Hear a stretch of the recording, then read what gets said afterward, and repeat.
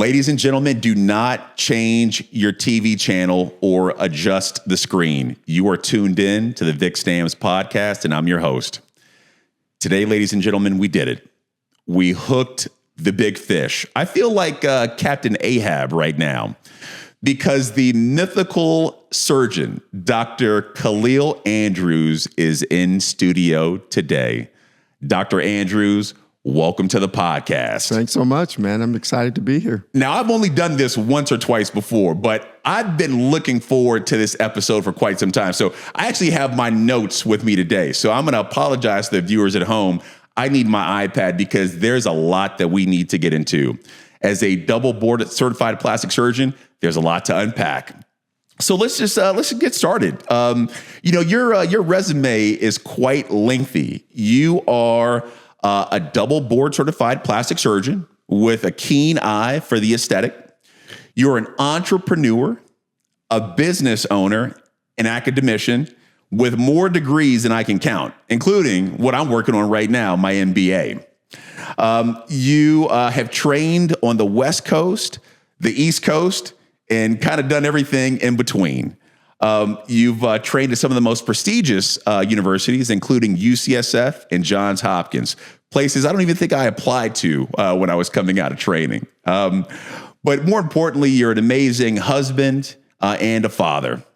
And so it's a pleasure to have you in studio today. So Thanks thank so you. much. Yes. For the viewers who don't know you, you grew up in Los Angeles, Beverly Hills, if I'm correct. Is that right? Not quite. I just want to clarify one thing. So I was a fully trained general surgeon, fully trained plastic surgeon, did do my boards in general surgery. I did let them lapse, but so now technically I'm board certified in plastics. As soon as mine lapse, I'm going to let it lapse too. Exactly. So I think we all go through that. But getting to my origins, yes, from Southern California. My father was from Compton, and my mother actually is from New York, and they met at Howard. Is that right? Yes, indeed. And so my mother moved HBCU. HBCU. But, okay. They moved back to Cali, where I was born. My brother was actually born in New York, but I was actually born in California, and they moved back for my mother's acting career. Oh, acting career. Absolutely. Okay. So you guys actually grew up in Hollywood then, not Beverly Hills.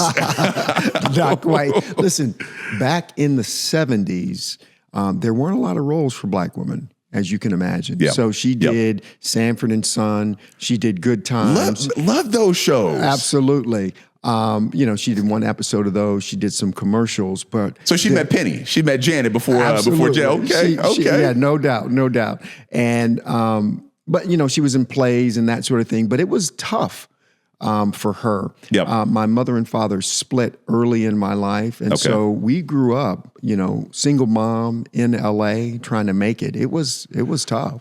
So if that's the case, how did you end up wanting to pursue plastic surgery? I've been to Compton. Yeah, it ain't no plastic surgeons in Compton. Absolutely. How did this happen? So interestingly, my grandmother, who was an amazing woman. So my grandmother went to NYU and then went to Columbia and actually got a master's in library science. And so she encouraged my mother and her sisters to read. One thing she did tell them to do, however, was to learn to type. Okay, you know what I mean? Right. And so it was like a practical skill that she encouraged them to have. So when my mother moved to LA, she could type really well. And so she worked as a secretary and in administration at doctors' offices. Okay. And so that was really important for my upbringing, my ontogeny, because she worked at the office of a guy named Ewart Brown. Okay. And so Meharry. Okay. Howard, of course. Yep.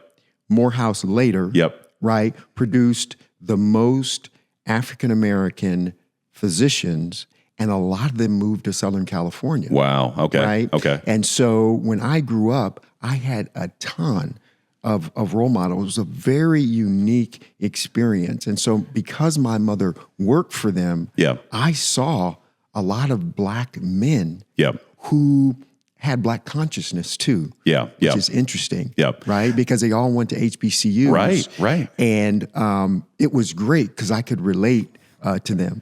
So that's an interesting sort of introduction into medicine, because for the younger generation, like myself, I am younger than you. Yep. For me, it was like the Cosby Show. Yeah. But for you, this was all before the Cosby Show. This is pre-Cosby Show. It was absolutely real. So I had kind of lost my way in junior high school.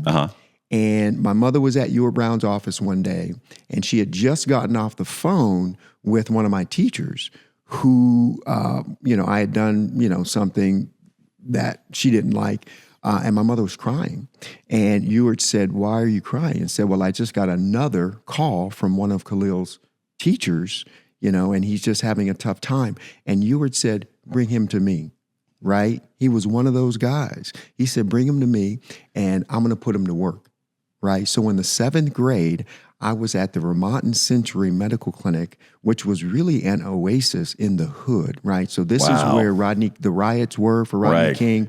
And this is a different type of discipline. This is not putting you in time out. This is putting you in time to work. Right. So he wanted, something structured for me, right? He didn't bring me there. I mean, it was figuratively, he was pulling me by my ear. Yeah. You know what I mean? Yep. But actually what he did in practice was, he made me clean the rooms, right? He gave me some structure, right? Yep. He paid me. Wow. Right? He paid me for my efforts. Wow. Right? But by osmosis, he had another African-American doc that worked in his practice. And I will never forget either one of those folks and that experience. So from that, 7th grade, I decided to be a doctor. Wow. Right? Wow. And so everything I did after the 7th grade was to get me to medical school. There. Absolutely. And this is the other thing, is my mother had friends who were also physicians. So as a matter of fact, that's helpful. Patricia Bath was a personal friend. And I encourage everyone who's listening to this podcast to look up Patricia Bath, because she is, how you'll see, on Instagram, African Americans in history. Yeah. She got the first patent. She was the first Black woman to get a patent, right? So she was at the Jewel Stein Eye Institute. She was an ophthalmologist, and she also developed laser eye surgery. Wow. Okay. Right? So she got the first patent in laser eye surgery. She was the first African-American woman to finish an ophthalmology program, right? These are the stories that need to be told more often. Absolutely. As a matter of fact, her daughter, so she's passed away, and my mom is in LA right now, and she and her daughter just met about producing, my mother writes, and about producing a documentary about her life. That's fantastic. She's a remarkable woman. But she was a personal friend of ours. As a matter of fact, she said, "Kahlil, if you go to medical school, I'm going to buy you your first stethoscope." Okay. Right? And she did. Very nice. She bought me a gold-plated stethoscope. I wish I knew what my stethoscope was. I hope you still have that one, though. That thing was lost. That thing was lost in like 1 month. Man, you can't give a plastic surgeon a stethoscope. That's the wrong move. But that's fantastic. Well, look, we got a ton to unpack today. I'm looking at my notes. We got to go over everything from breast augmentation, implants, mommy makeovers, Botox, facelift. The list goes on. Are you ready? Are you ready for this? Absolutely. Let's do it. Okay. We got a few fun and games at the end, though. Sure. And for the viewers that are tuned in TV land, these will be some fun games in which we'll look at a few examples of some plastic surgery best and potentially worst case scenarios, and then do a little bit of rapid fire. So yeah, let's get going. Again, I just want to reiterate. I can't thank you enough for being on the podcast. It really means a lot. We touched on your education before, and again, I just going out to the East Coast. Did you ever think that you would return to the Compton area, or did you say, growing up, this is just not for me. I want to get out and kind of make a better way and a better life for myself, because you haven't returned to the LA Compton area. Was it sort of a part of some of the challenges that you faced growing up and just not wanting to go back to that? Interesting.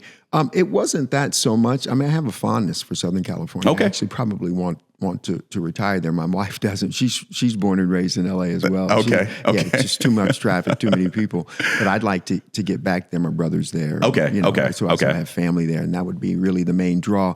But with medical education, you end up going various places. Yep. Of course. What my wife and I decided was that home is where, the heart is and that kind of thing. And, we could make a living anywhere. Sure, of course. We were there, Arizona, Oregon.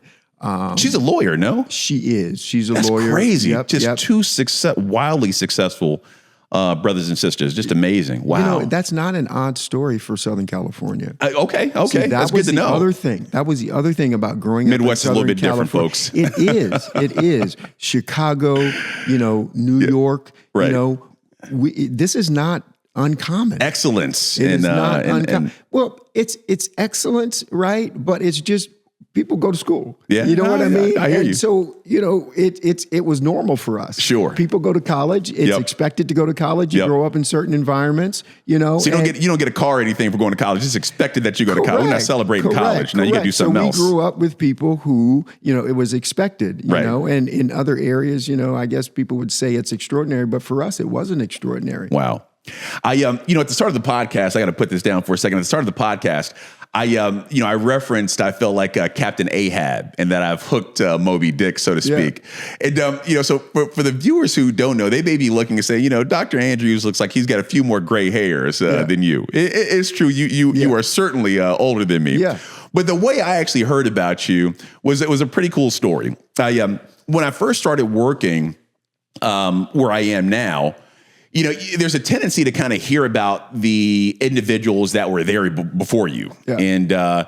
And this is no different in my case. And I would always hear, no matter what surgery I was doing, I would always kind of hear this chatter in the background. Oh, Dr. Andrews used to do that, and he sure was faster and better. And I'm like, well, damn, okay. I'm like, well, that's just this. I actually really do this. Do a facelift. Oh yeah, that's a nice facelift. But man, you guys remember when Dr. Andrews did that facelift? I'm like, man, I cannot cut it back. So this legend grows. It becomes the Yeti. It becomes the Loch Ness Monster. I'm like, who is this mythical surgeon who can do no wrong and has these amazing outcomes? Well, interestingly enough, later on, several months later, I was notified that a good friend of mine decided to leave my hospital and go to see you at your practice to have surgery. I said, what? Now, because she traveled to see you several hours, she was a little bit crunched for time, so she couldn't make one of her post-op appointments. So she reached out to just simply ask if I would just, remove a bandage or something like that. And I said, absolutely. Because secretly, I wanted to see what this result was. So we scheduled time. She came to the office, and I walked in the exam room with one of my nurses. Mm-hmm. And we took care of what we needed to. We calmly walked out of the exam room. We looked at each other, and I'll never forget, I remember looking at my nurse and saying, that may have been the best blepharoplasty I've ever seen in my life. And she looked at me and she said, I think so too. And so I said, man, he is as billed. Now, what made this even more special is for that small gesture of basically just removing a few bandages from this nice lady. I think about a month later, you sent me the biggest Harry and David fruit basket I had ever seen in my life. I feel like you just cleaned out the Garden of Eden. I'd never seen so much fruit in my life. And man, we were eating apples and oranges for about a month straight after that. And I said, not only is this guy just an amazing plastic surgeon, but he's one of the kindest human beings that I've ever met. And I don't know if you remember that story or not. I think I have a photo of me holding that fruit basket. No, I saw it, and I really appreciated you sending that to me. It's something I learned from my mother, and I did it begrudgingly. She'd always make us sit down and write those thank you cards. You know what I mean? But it got into my soul, that you want to show gratitude and appreciation. Well, if you ever do me a similar favor, I'm gonna send you a thank you card. You ain't get no fruit basket. Let me just say one thing. when you start in practice, Yeah. right, it's a fool who races through surgery. Yeah. Right? Yep. So Yep. the fact that you took your time, Yep. right, to do a good job, Yep. right? Because it's, I had an interview one time and a guy said something that was really prescient to me. He said, I was interviewing for a general surgery position and he was sitting on the other side of the table. He says, you train to do what I do, right? But the distance between where you're sitting and where I am is further than you think. Yeah, Right? absolutely. Because it's a big Absolutely. transition to go from being a resident, Yep, right, yep. where you're not on the hook, Yep, right, to being an attending, right, where you're in control of someone's, could be life, depending on what you're doing. Absolutely. Or, their outcome with, orthopedics or whatever it is. Absolutely. And so, yes, being forthright about what you do when you start in practice was the exact right thing to do. Well, it's certainly humbling having you here in the studio. Like I said, it's humbling when you have somebody across from you who's a little bit older, a little bit wiser, maybe a little bit better looking, taller. I got my booster seat on today, so I'm sitting up a little bit higher in the chair. Yeah. But look, let's cut to the chase. Everybody at home is tuned in because they want to hear the details and all the tea on plastic surgery. Yeah. So let's just jump right into it. Yeah. You ready? Yes, sir. I want to start with probably one of the most common procedures that's done in the United States. Yeah. And that's none other than the breast augmentation. And so I want to run through kind of a few things that, patients ask me and others ask me about breast augmentation and kind of just get your thoughts. We have a lot of options when we talk about breast implants, things like saline, a silicone, textured, smooth, all these terms. Can you kind of just give us maybe a 30,000-foot overview of breast augmentation? Sure. What does even augmentation mean? Right. So women come to see us who have small breasts, right? Women come to see us who have saggy breasts, right, after pregnancy and lactation or weight gain and weight loss. And so I term it breast rejuvenation. Right. Okay. When someone comes to see me, because oftentimes it's a postpartum mom, right?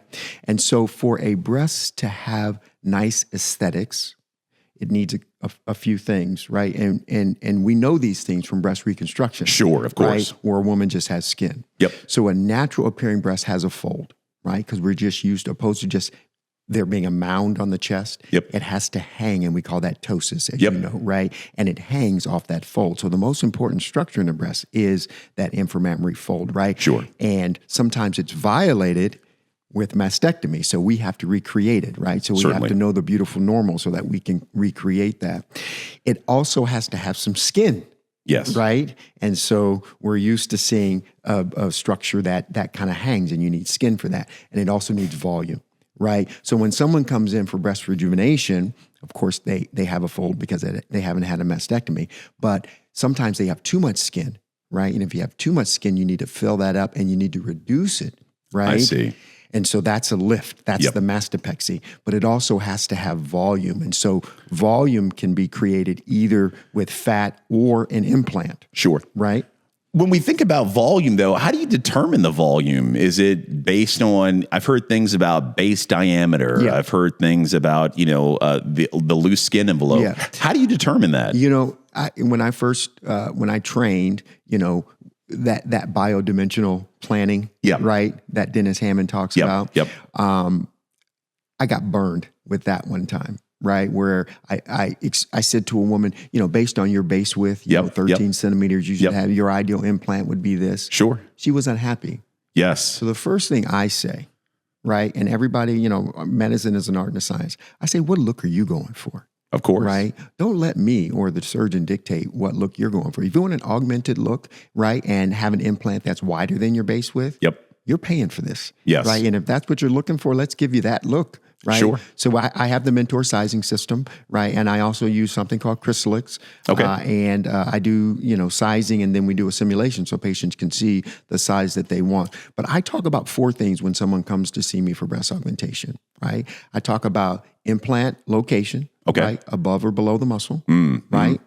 Implant incision, right? Whether it's going to be a periareolar, which most people aren't doing anymore. I usually like the inframammary incision, but I have to talk to patients about that because there are some trade-offs. I talk about silicone versus saline, yes, right? So you alluded to that. Yes. And then we talk about size, right? And so I have a discussion, and I have my preference for 3 of those The fourth, being size, I let the patient choose. So I like putting the implant below the muscle. Why is that? Well, as you know, the breast ages better. When you put an implant above the muscle, it can drag the skin down because there's nothing to restrain that implant from moving and really imposing its will on that breast tissue.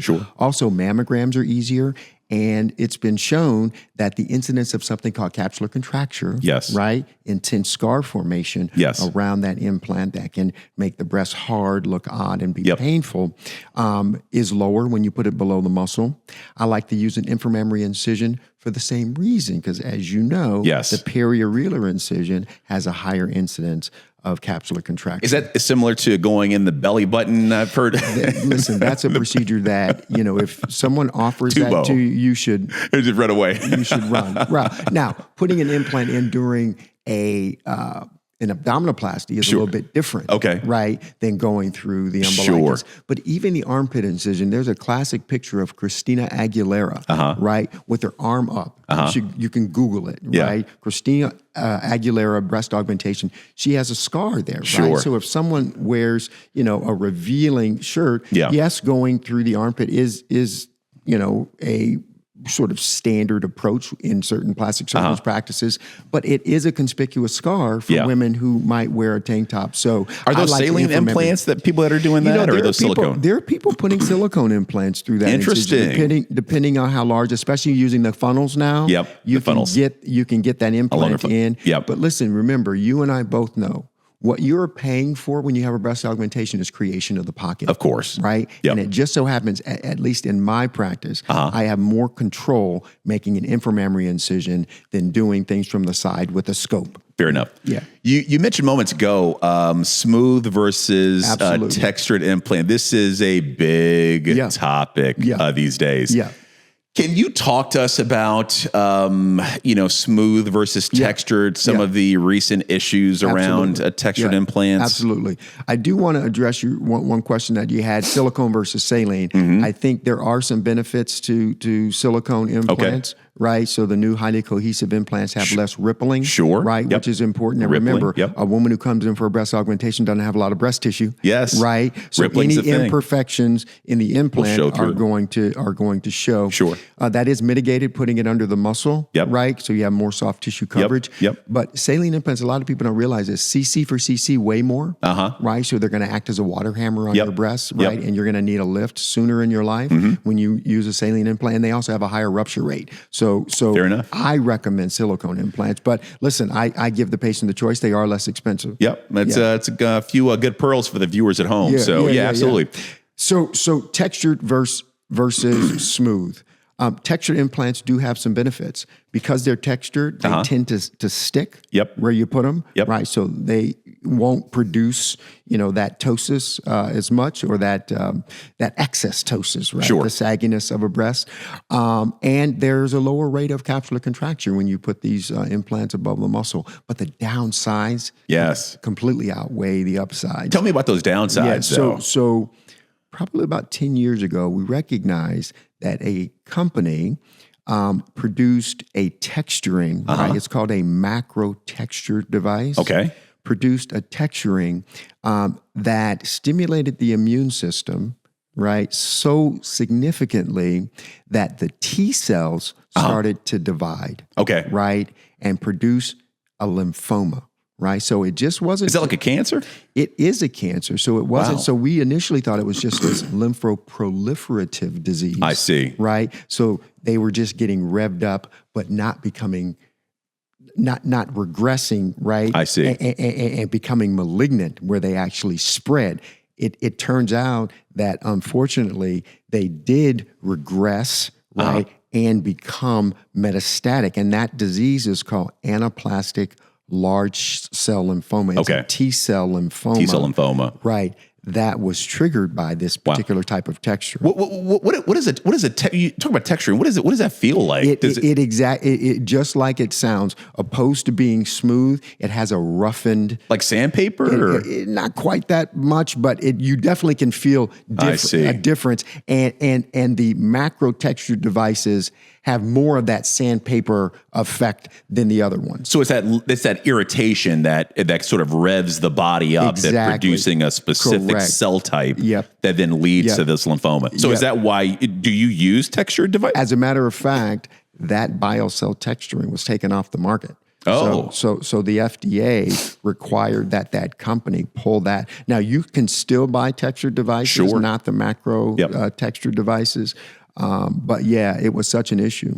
Well, that's a kind of a lot to digest, and I think even for the viewer at home, they may want to replay this to pick up some of the pearls that you've dropped. But I want to shift gears a little bit to mastopexy. That was a term that you threw out not too long ago, and it's a term where people listening say, "What is a mastopexy?" In layman's terms, what's a mastopexy? A mastopexy is a procedure to create shape for patients, right? So a saggy breast, there are two key things that a saggy breast has.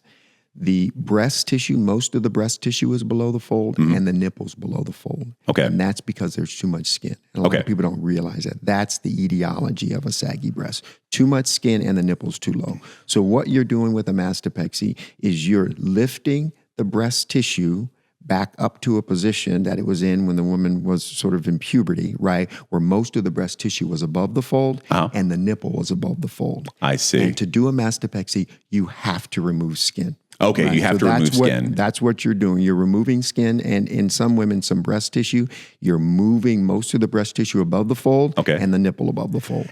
Can you do that at the same time as putting in an implant? Absolutely. And as a matter of fact, if you put an implant in a woman who has a saggy breast, you're creating a problem for them. You're creating something called a waterfall deformity or a Snoopy deformity, and they blame you for it. I see. So a lot of people come in with a postpartum changes and say, Dr. Stams, I need an implant, but they don't. They need a skin envelope reduced. They need a skin envelope reduced, and they probably need some volume. It needs some volume too. They probably need some volume. Like we said, a natural breast has projection, so it needs some volume, right? Some volume. So not all women who need a lift need volume, but some do. And some come in and say, yes, I just want an implant, and I don't want those dreaded scars on my breast. Yes. What they don't want is the breast that's produced with just an implant.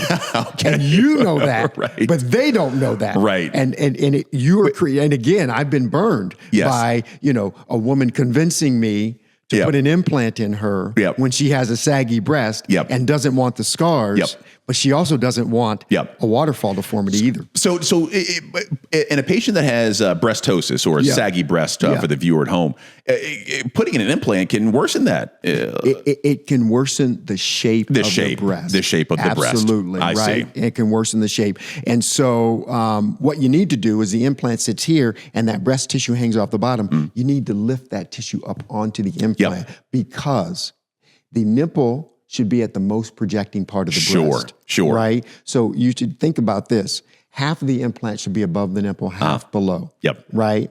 As a general rule. Right? And so when a woman has an implant, the most projecting part of the breast is where the implant is. Right? So if the breast tissue's hanging down here, it looks odd. I see.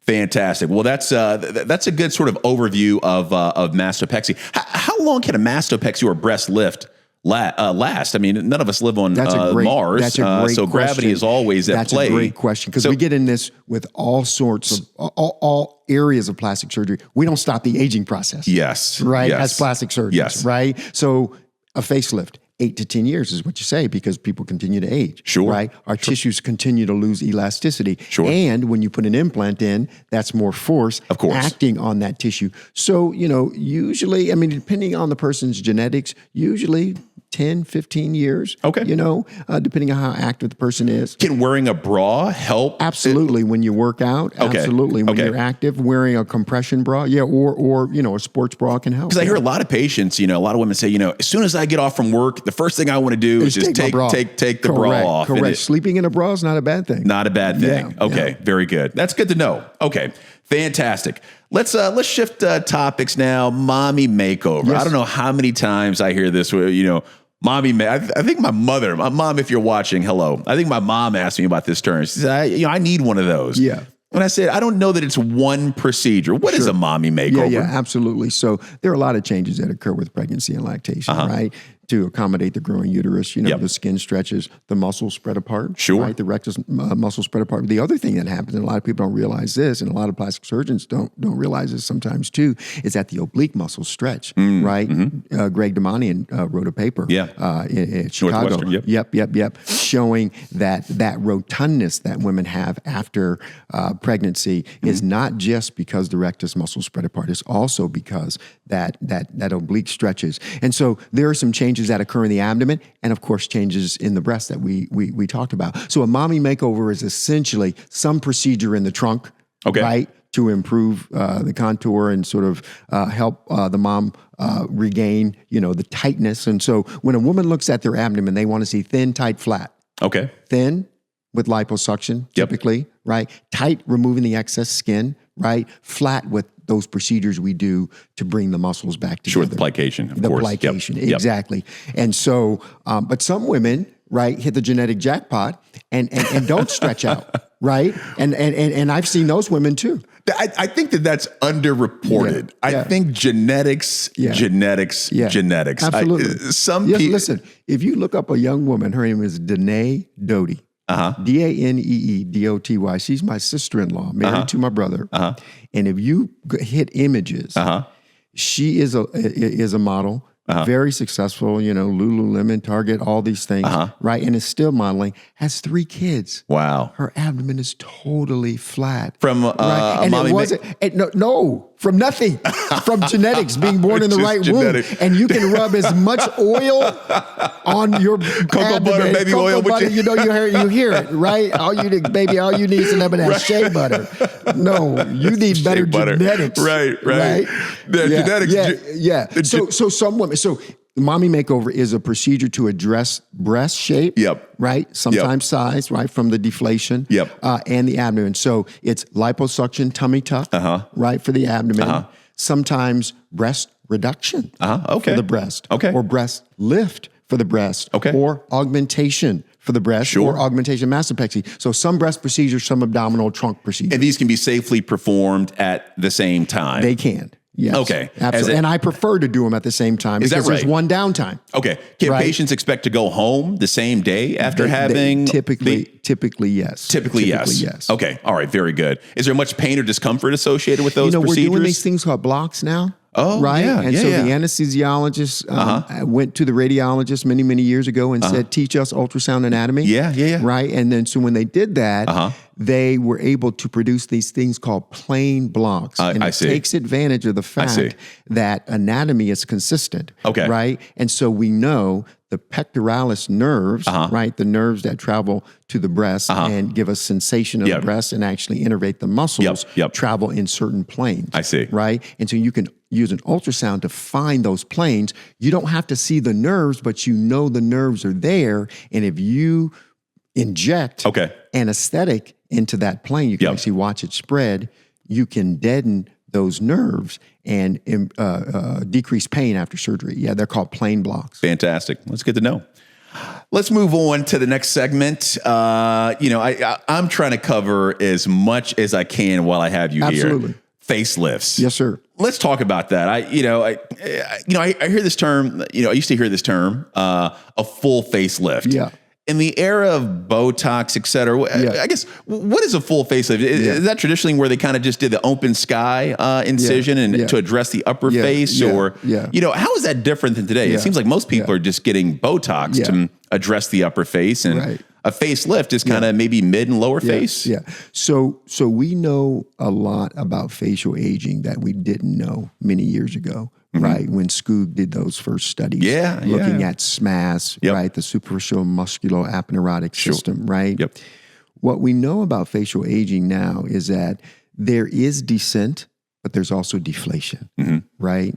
And so there's this concept called the inverted cone of beauty, right? You can take a bigger person and add volume to their cheeks and they'll look prettier, right? Because when we have fullness in our cheeks, no jowl, right? Not a square face, but a V, like a baby, inverted V, right? you look more attractive, right? So there's this concept that we lift the lower face, but we fill the upper face, right? So that gets to sort of that paradigm shift. Now, there are some people who have nasolabial folds, marionette folds, and could benefit, from an elevation of the upper face, but it all depends on age and genetics. So when you do a facelift, do you volumize the face also? Almost all plastic surgeons volumize in the zygoma. What do you volumize with though? So I like, and most plastic surgeons like fat. Okay, right. From the patient. From the patient. So you're not using fat out. HA fillers or any of that stuff? Most plastic surgeons do not. Now, you can stave off the need for a facelift with Botox and filler. Okay, I see. So yes, you can fill the cheeks, right, and make and plump things up, right, and help produce that inverted cone, right. But there comes a point where someone's going to need a facelift. I see. Right, depending on again their genetics, and so older folks are still having facelifts, and that can be a powerful procedure. And I'll say this one thing. Go to Michael Nyack, Nayak, right? And he does something called a deep plane facelift. Okay. Life altering results. Deep plane. Deep plane. Very good. That's good to know. And you said moments ago that facelift, on average, genetics, et cetera, but on average can last about 8 to 10. But you do change the trajectory of aging when you have a facelift. I see. Right? You're not going to age, as quickly. And then now that we have these minimally invasive procedures, right? Microneedling, filler, Botox, which we can talk about the neurotoxin. You can, sort of supercharge that facelift, so you may not need a repeat facelift. Oh, that's good to know. Yeah. Okay. Well, one of the things we haven't touched on, and since we just mentioned fat, is liposuction. Yes, sir. I mean, this is probably one of the most common plastic surgery procedures that's done. And, you hear about awake lipo, lunchtime lipo, cool sculpting. Yeah. I mean, what are your thoughts kind of on minimally invasive sort of body contouring, liposuction, et cetera? What are your thoughts on that? I'll say one thing about liposuction. What's that? It's one of the most powerful procedures we do in plastic surgery. Okay. One of my attendings said, you can do chin and jowl liposuction. It's one of the best procedures in plastic surgery. It doesn't take you long. You can charge a decent amount for it, and you can transform what someone looks like, right? Fantastic. Because there are people who were born with fatty deposits in their chin, right? And it's, not because they're overweight. It's just because, they have fat in that area, and you can really help produce that cervical mental angle, right, for them, that double chin, and really improve that with chin and jowl liposuction, truncal liposuction. The BBL craze taught us something. We'll get to that later. The BBL craze taught us something about truncal anatomy. That you have to do circumferential liposuction to give a woman good shape. What type of volume are you taking out when you do liposuction for the trunk? So it all depends, of course. The most important thing is to go circumferential, but 2 liters, 3 liters of fat, sometimes up to 5 liters. The key is this. When you look at the trunk from the front, a lot of people don't realize, and we have this concept of aesthetic unit, right? It'd just be like doing 1/2 of a facelift. The face is an aesthetic unit. You got to do 2 facelifts, right? You have 1 nose, you need 1 rhinoplasty, but you need 2 blepharoplasty. A lot of people don't understand that, right? When you so the eyes are an aesthetic unit. You wouldn't want just 1 done, right? Even if somebody couldn't afford to, you probably wouldn't offer, because they're not going to be happy. There's some people out there that might do anything. So that's an aesthetic unit. The trunk is an aesthetic unit. And you have to liposuction all the way around the trunk because some of the fat that you see from the front is actually in the back. Sure. Right? And the BBL craze taught us that. Are these patients going home after liposuction? Yes, sir. Absolutely. And that's the beautiful thing about liposuction, right? When you compare it to a tummy tuck, is your recovery is quicker. You can change someone's life on the table, right?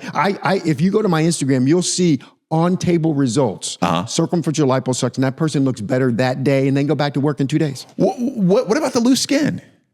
That's good. So you have to pick the right procedure for the patient, right? Fair so enough. if a patient has skin laxity, now remember, trauma causes scar, right? Trauma causes scar. So liposuction, yes, can scar the skin, and skin that's scarred contracts, right? So liposuction sometimes can help with some of the laxity, but we have some devices, and I have one called Renuvion. It uses helium, superheated helium, which is plasma, right? The plasma state of helium, and we can go through that, but it's the plasma state of helium to tighten skin. So it actually heats the skin, just like putting a sweater in the dryer or bacon in the frying pan. When you heat fibers, when you heat tissue, they shrink. And last question on this: you do liposuction awake or? I don't prefer to do liposuction awake. Okay. Sometimes you can't be aggressive enough. You can give people anxiolytics like Xanax and those things, and they don't remember, but you don't know who's not going to remember. Sure, of course. And they're oohing and on during the procedure. Sure. And, I just don't so I prefer doing liposuction Makes sense. under anesthesia. All right, segment 5, Botox fillers. We kind of talked about this earlier. People talk about Botox. Most people are talking about the upper face. How many units? Where do you inject? All of these things. How often do I need to get Botox? Sure. Can you kind of speak to some of that? Yep. So the neurotoxins in Botox is one of them. It's like Kleenex, there are different, tissues, but Kleenex. So Botox is a type of a neurotoxin. Yes. And it is to treat animation lines. Okay. Right? So that's important for the most part. I mean, it can be used for gummy smile and it can be used for migraines. But typically from an aesthetic standpoint, it's for the lines that are produced with the action of our muscles of facial expression. And so those are not the lines that are sort of surrounding. Those are folds. Those are folds. Right. And those are treated differently. Those are treated differently. Yes, sir. So I would not want to put Botox, let's say, or neurotoxin in these lines. To improve them, you can make them worse. You're right.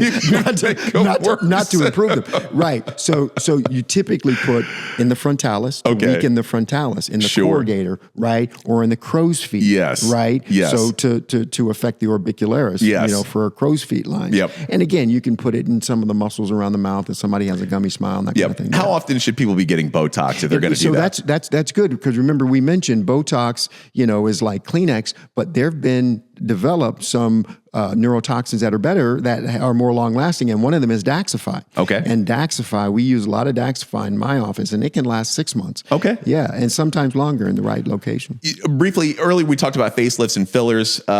Patient that's coming in off the street, that wants filler. Yeah. Are you liposuctioning them and adding their fat, or are you using an HA filler or something sort Most of off of those patients get HAs. HA filler. Yeah. I mean, because you can try for the viewer at home that doesn't know what HA, what is HA? Hyaluronic acid. Okay, right? very good. It's a constituent of our tissue, right? And it is the main polysaccharide that creates turgor for our tissues, right? Yep. So the fact that this snaps back is because there's fluid in our tissues, and that's all an HA does, is that it draws water into the area. Does one last longer than the other if a patient wants their own fat for filler versus if they want an HA filler? So the reason we like HAs first is that you can try it on because there's an enzyme called a hyaluronidase that can dissolve it. Okay. Right? So if a person doesn't like it, number one, it's going to go away after several months. Number two, they can come in and we can dissolve it. If you like it, then we can start talking about fat. I see. So fat is more permanent. You can kind of test it out, take it for a test drive. Right. Okay, very good. All right. Last thing, skincare basics. People are always trying to figure out, how do I hide a scar? How do I minimize scarring? Yeah. You hear things like SPF, silicone creams, etc. Yeah. What do you recommend for patients that undergo a surgical procedure and that have scars or trying to minimize those scars? We know a lot about scars.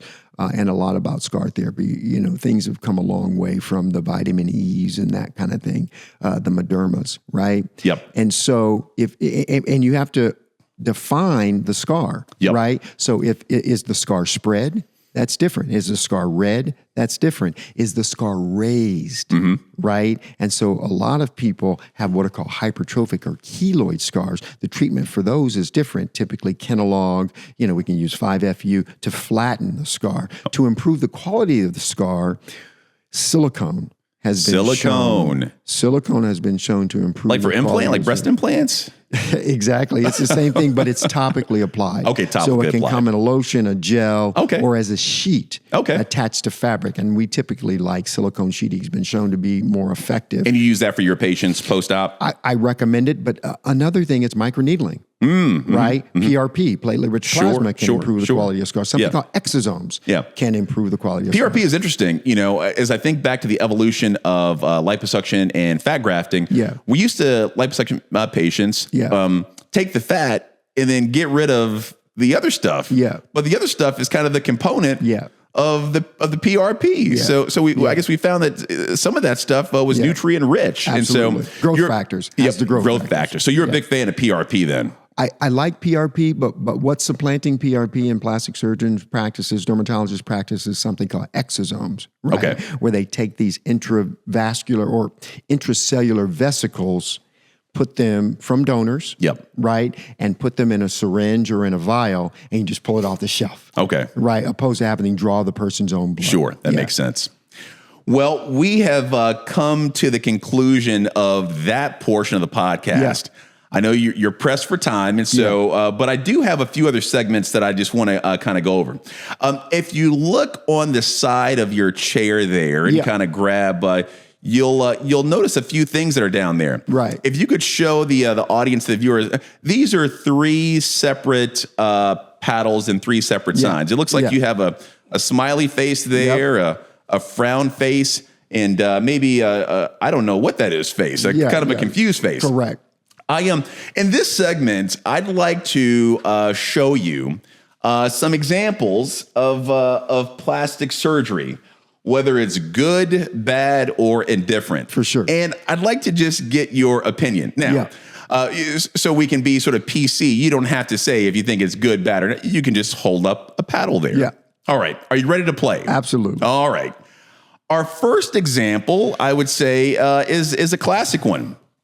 This is Cher, and for the viewer at home, this is a Cher. I think when she was still with Sonny back in the 1960s and 70s. Yeah. And here's a later photo of Cher. I think more recently in the last 3 to 5 years. I have my thoughts. Yeah. If you were to pick one of those paddles there, what is your impression of Cher? Both. Good and a little bit questionable. Who did it, right? And the result. Okay. Yeah. So you can see she's overfilled, right? In her cheeks, right? Overfilled. Sure. And I mean, those actually probably are implants that were placed. In the cheek area. In the cheek implants, right? Okay. Now, does she look 70? No, she doesn't. Does she look, her age? She doesn't, but she looks a little odd. Odd. So, there's a difference between, sort of trying to turn back the hands of time. Yes. Right. And then overdoing it. Yes. Right. And she looks a little bit overdone, but she certainly doesn't look her age. And, and facelifts are good. The problem with celebrities, and this is what I always say, they have more money than they have skin laxity. I see. Right. Right. Because they're trying to turn back the hands of time, and they have, money's not an issue. Right. And they keep pulling and they keep pulling and they keep filling and pulling. Right. And some of it starts to look like you've done a little bit too much. The Kenny Rogers, the Bette Midlers. Oh, okay. Kenny Rogers. All right. You have your paddles. Are you ready for the next? I'm ready. Yeah. The next example that we have is a favorite of mine. This is none other than Kris Jenner, the leader of the Kardashian clan. Yeah. You can see this photo here, I believe when she was still married to Robert Kardashian. Yeah. And then later in life, as she's aged. Yeah. What is your take on... Not terrible. More subtle. More subtle. Than the Cher. Okay. Right? She looks different. Okay. Right? The shape of her eyes is different. Sure. Her brows are elevated. I can see that. But again, she probably doesn't look like what she would look like. I would agree with that. Had she not had some of these things done. I would agree with that. Yeah. I would agree. All right. Let's continue on. This is a face I haven't seen in a while.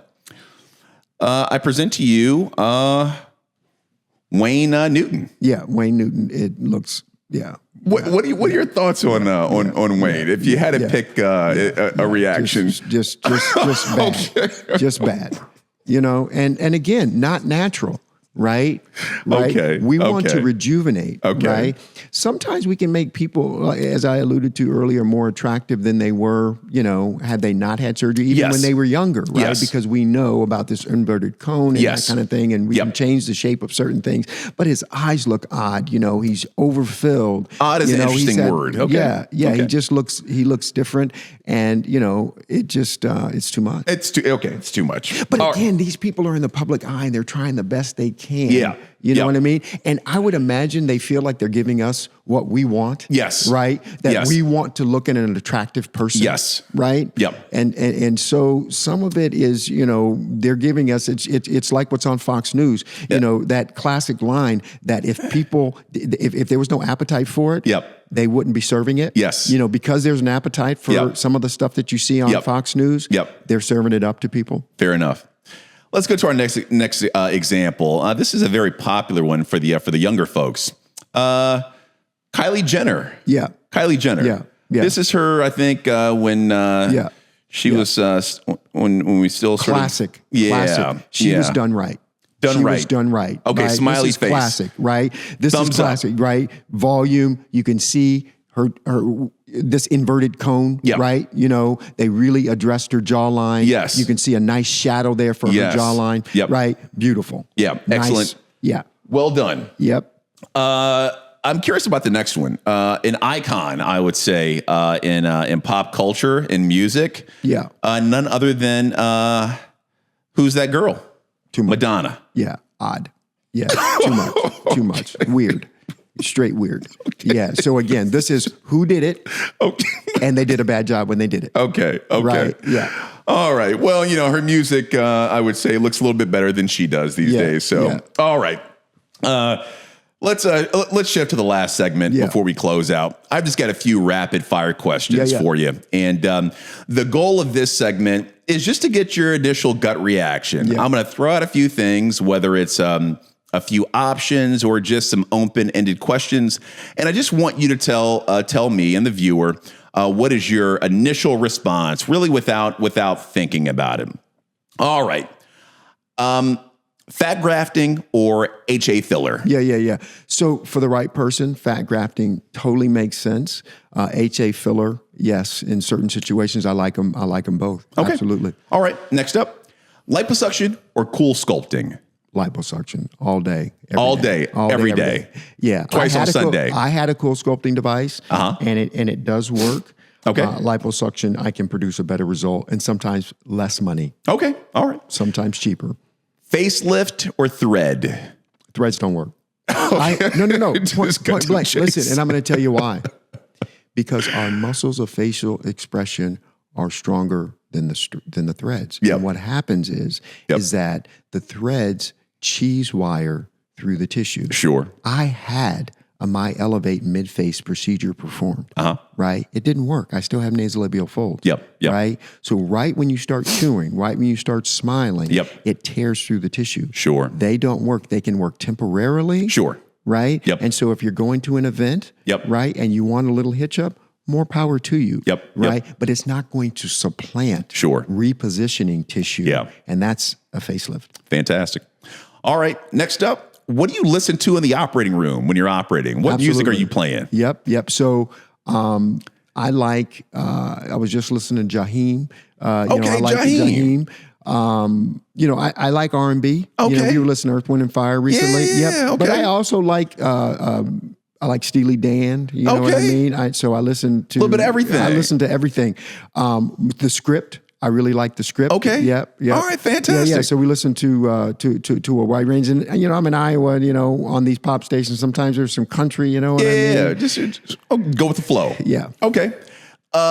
Surgeon's cap or the bouffant? No question. Surgeon's cap. Oh, man, you hurt me. Surgeon's cap. I'm a bouffant guy. I just can't do it. I go to the locker room. I see the fellas in there tying the pretty knots, getting all done up. And I'm just like, just give me the bouffant. Let's get on to the real work. The man hat. It's a man. Okay. The man hat. Yeah. And for those of you at home, I'm gonna switch my game up. I'm coming with the surgeon's cap. I'm gonna do away with the fried chef cap. Especially after COVID, we use cloth. Okay, use cloth. Okay, that's good to know. I'm gonna switch up. I'm gonna get the surgeon's. I'm gonna look like a real surgeon now. You get some personality too. Okay, I have a logo on mine and everything. You have your logo on it. Okay, all right. I gotta go.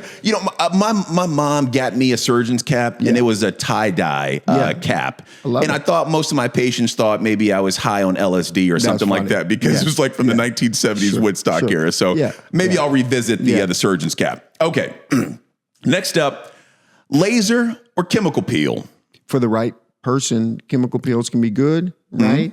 and laser tends to be a little bit more aggressive and more effective. This is what we say: downtime, results. Okay.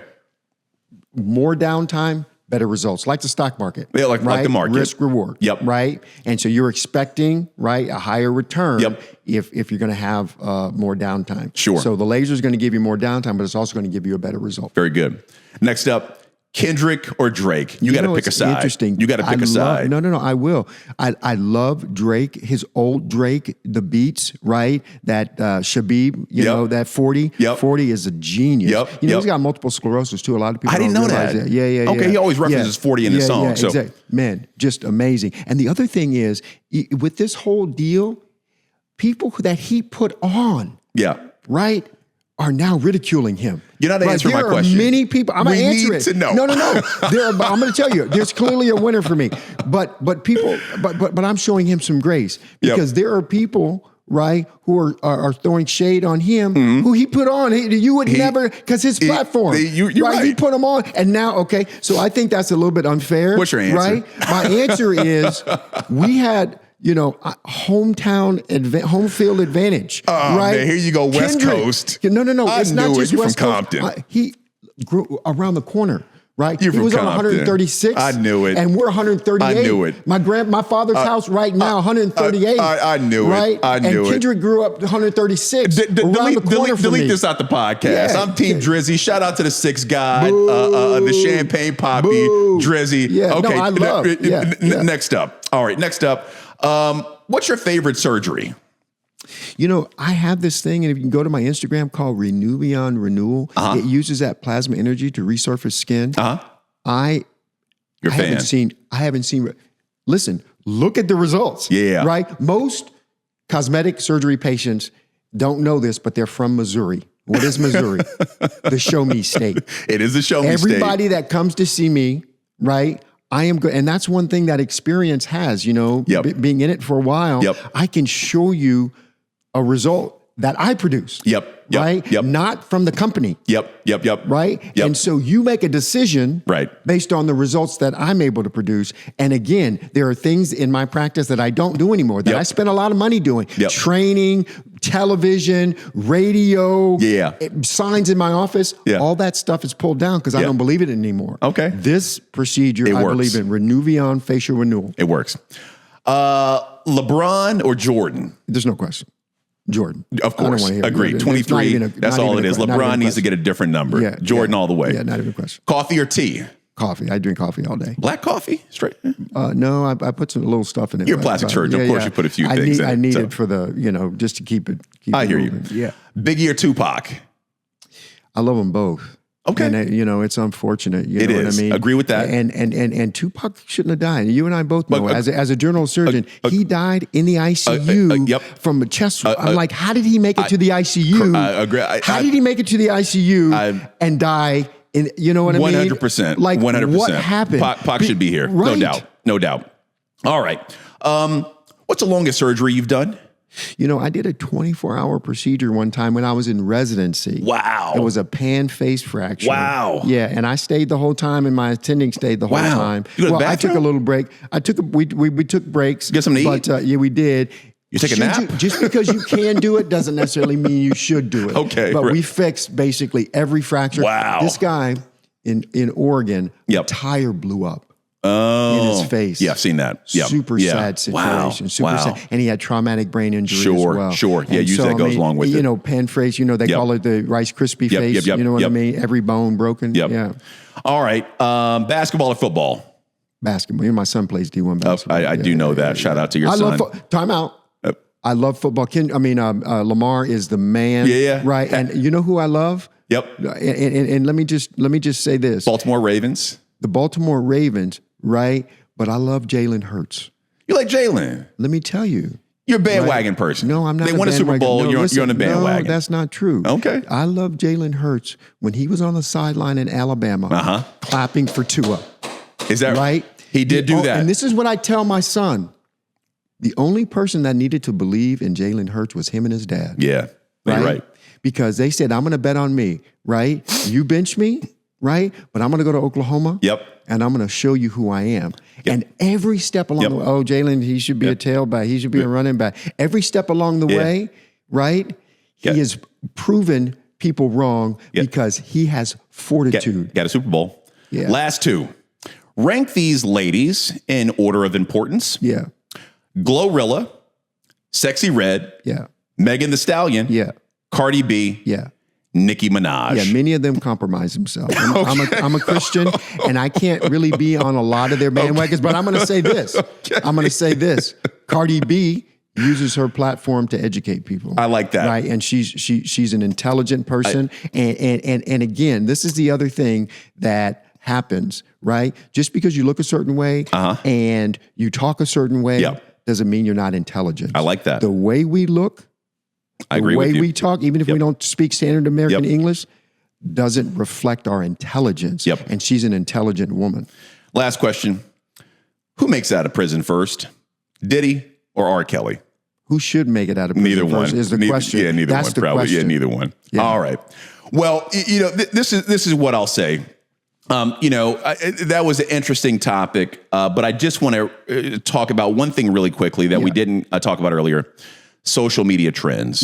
And you touched on one earlier, the BBL. Can I just get your thoughts on that procedure? It's an amazing procedure, and a lot of people don't realize 70% of the result comes from what we remove, not what we add. What is a BBL exactly? I'm going to send you a picture so for you guys to show.